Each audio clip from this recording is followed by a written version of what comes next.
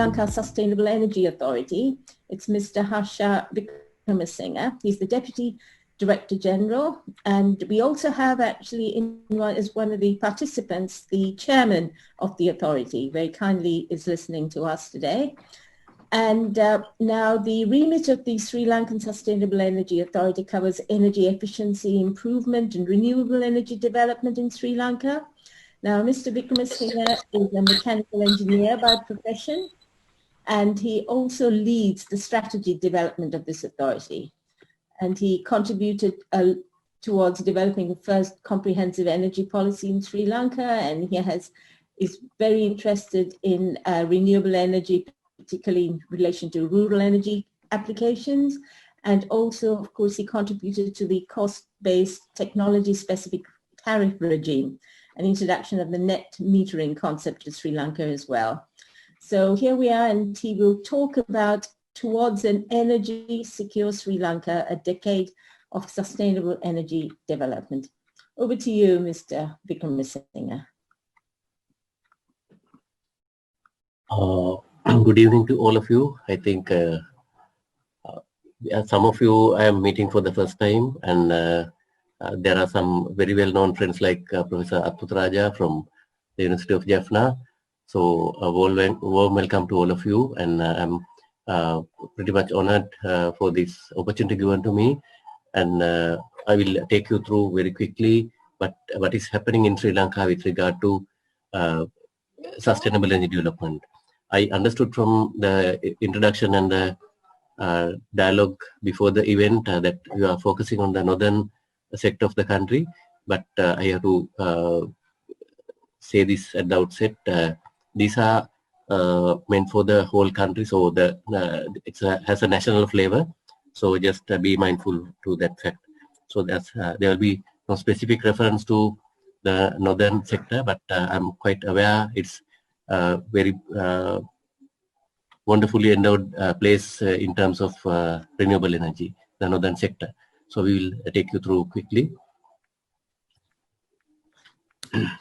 So we are an island nation for our overseas colleagues.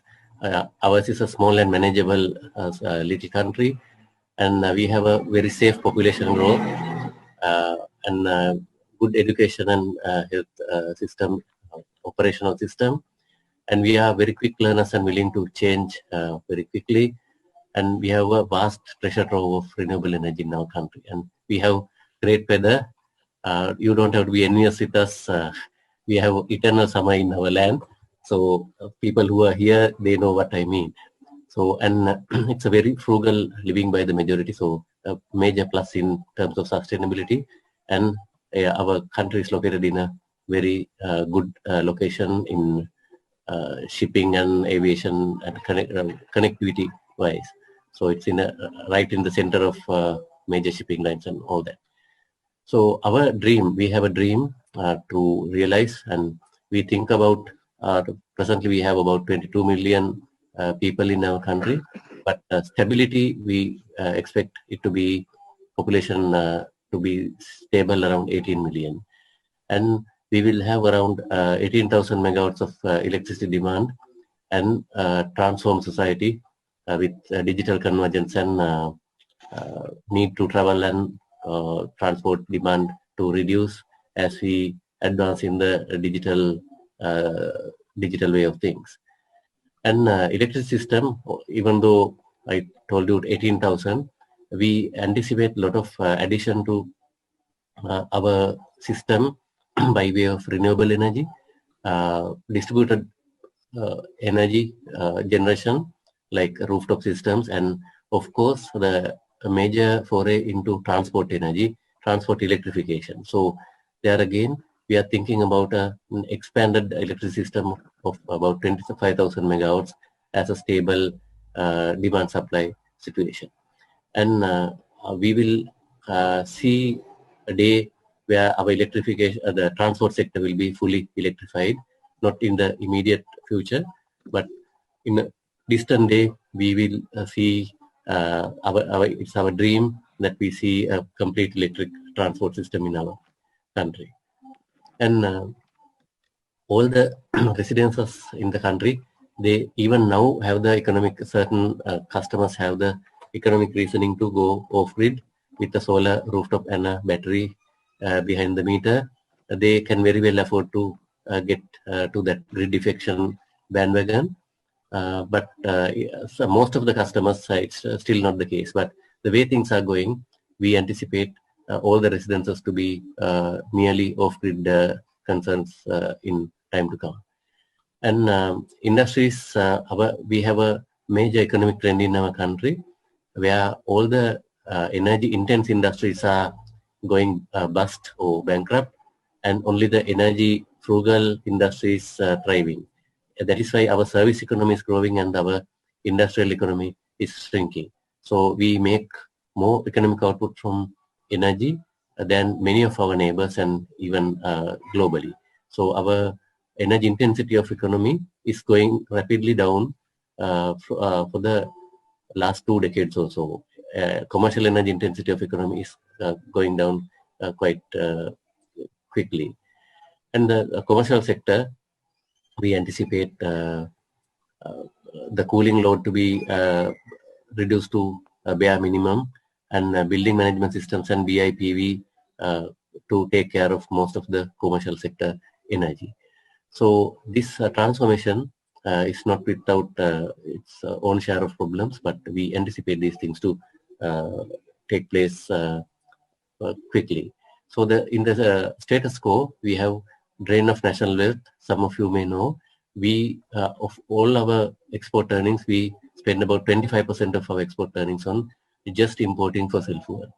And we are living in an energy crisis for the last so many years, supply demand equilibrium and many other issues.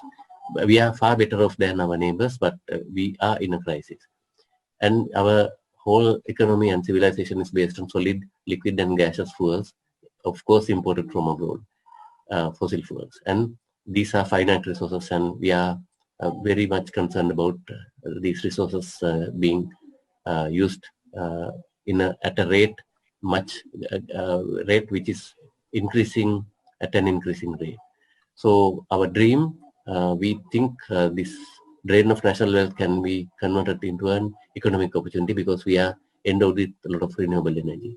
And energy shall never be a concern in our future. It's so abundant. I will take you through the slides later. And we will have to move out from solid, liquid, gaseous fuels to electricity as our major energy carrier, and renewable energy to take a deep and firm root in our country. So that is how our dream we have constructed, and the term used by the global energy players for this transformation is energy transition, and we have modeled our national energy policy to face this energy transition. So we have a step change in the way things are done. So we are anticipating not an overreaction and not a last minute cramming session, but a smooth transition from the present fossil fuel based economy to a renewable energy and sustainable energy based economy. So this is how we have taken the policy development effort. So we have an energy sector symbolized by this triangle, which will be transformed into this pentagon shape, like no symbolic relationship there. And we are quite aware of the external stimulations and the internal constraints and sensitivities, like the political, technical, and social acceptance. So we have essentially derived a transformation path for our energy sector. So it's a kind of a roadmap with a lot of do's and don'ts. So I will skip these slides, and the issues we are facing are very many: political instability, policy instability, regulatory issues, impact on energy, on environment.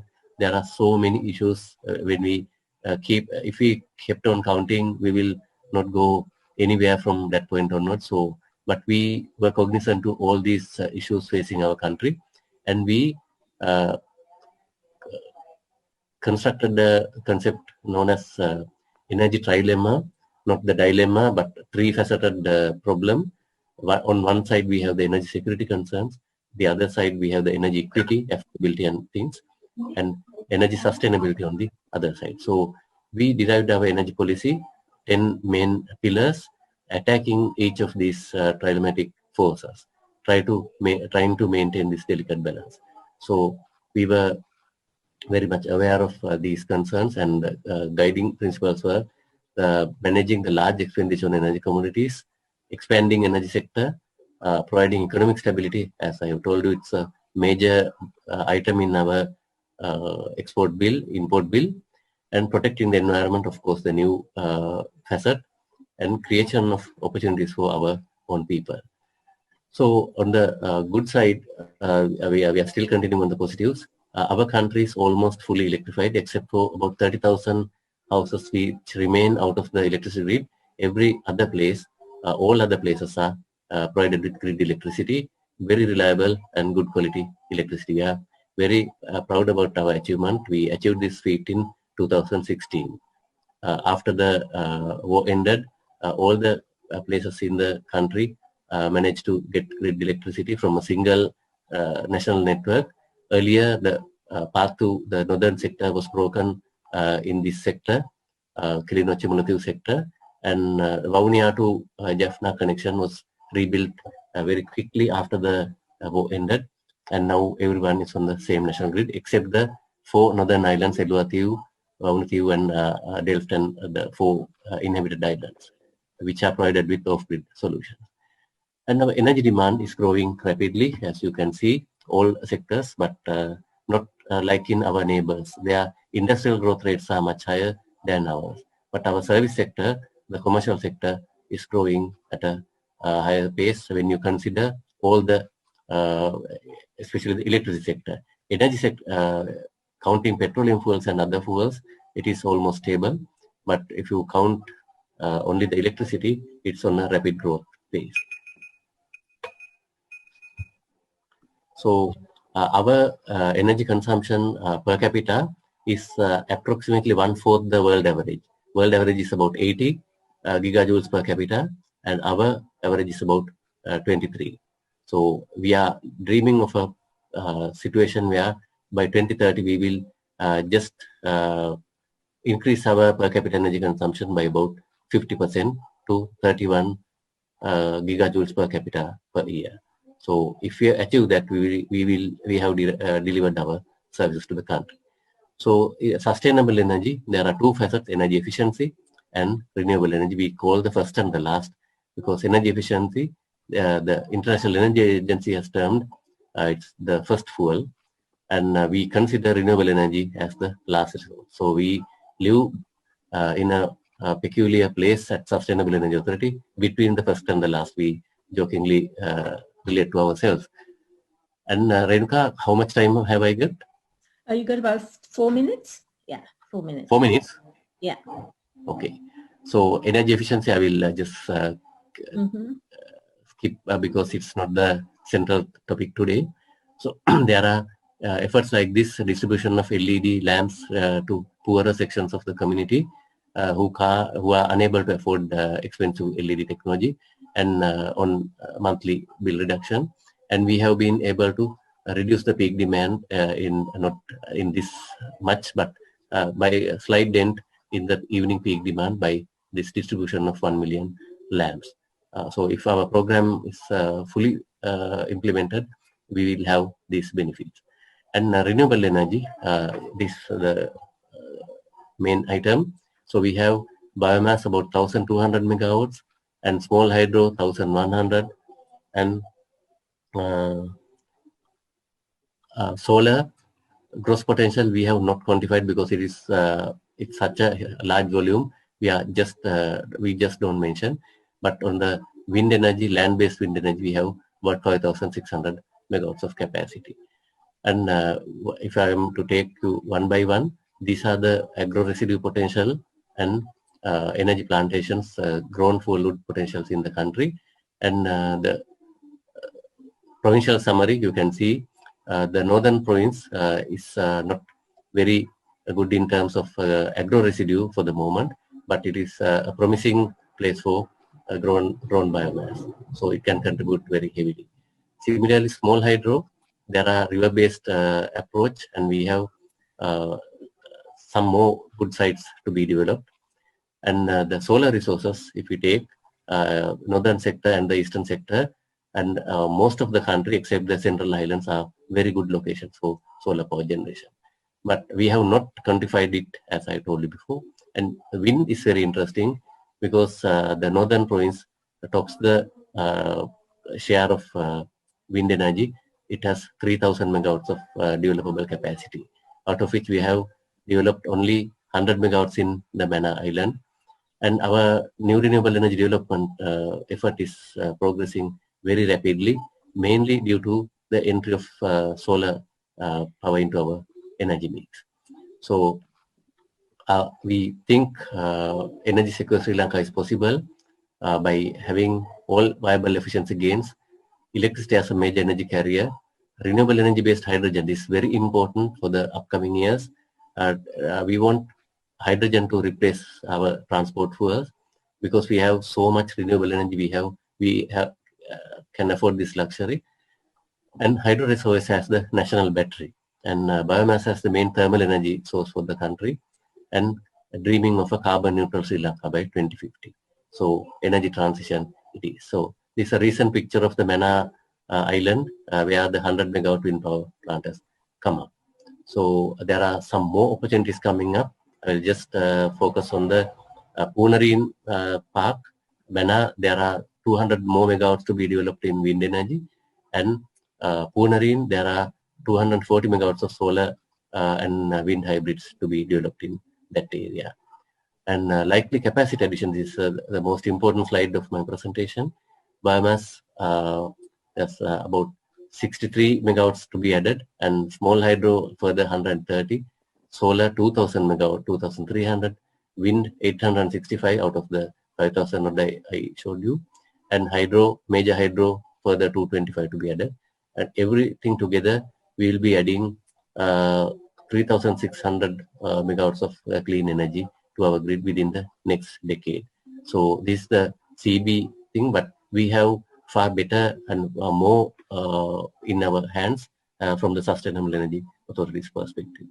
You've got about half a minute left, if you don't mind. Yes, yeah? Just to give a brief introduction, we have a very good rooftop solar program. We have created 280 megawatts of capacity and 300 startup companies, 8,000 employment opportunities, and 27,000 installations. So providing, the rooftops are providing about 2.5% of our energy. We are very happy about it. We'll skip this slide. So there are limitations, and solar, yes, yes. So the final word from me, we are facing the energy transition with courage and new energy sources and carriers, hydrogen and electricity, and energy storage solution, batteries everywhere. We foresee a great future for batteries, fuel switching, smart grids and demand response, and advanced forecasting, super efficient appliances, and resource development as a great future for sustainable energy in the country. Thank you so much. Thank you very much for that overview, really, of what where the direction in which everyone's traveling, and in terms of sustainable energy. And I think there were two questions which hopefully we'll come back to later. One was about how much of it is in the private sector, how much of it is government sort of investment into all of this. But we can discuss that later on, perhaps.